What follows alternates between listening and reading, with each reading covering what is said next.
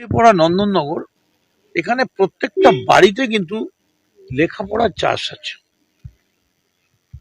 গরিব, অত্যন্ত মধ্যবিত্ত, পিছিয়ে পড়া, কিন্তু তারা লেখাপড়া করে। এই যে দৃষ্টান্ত আজকে স্থাপন হলো, আমি সাগর দত্ত খবর নিয়েছি, উনি ওখানে ভর্তি আছেন।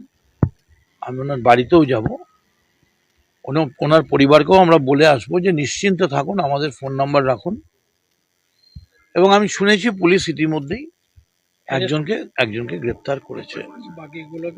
তা আমরা চাইবো প্রশাসন কোনো রকম ভাবে প্রভাবিত না হয়ে নিরপেক্ষভাবে যেভাবে তদন্ত করছেন করুন, এবং আমাদের সমস্ত রকম সহযোগিতা থাকবে, নাগরিকরাও সহযোগিতা করবে।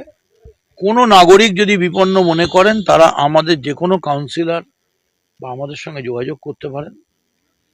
আমরা আছি, এবং ঘটনার নিন্দা নয়, এই ঘটনা ঘটলো কি করে এটা আমরা, এবং আমি নিশ্চিতভাবে বলতে পারি শুধু বেলঘরিয়ার ভেতর থেকে এটা হচ্ছে না, এই চারিপাশ থেকে বিভিন্ন জায়গা থেকে তারা বেলঘরিয়াকে একটা মুক্তাঞ্চল হিসেবে ব্যবহার করছে, এবং তারা বিভিন্নভাবে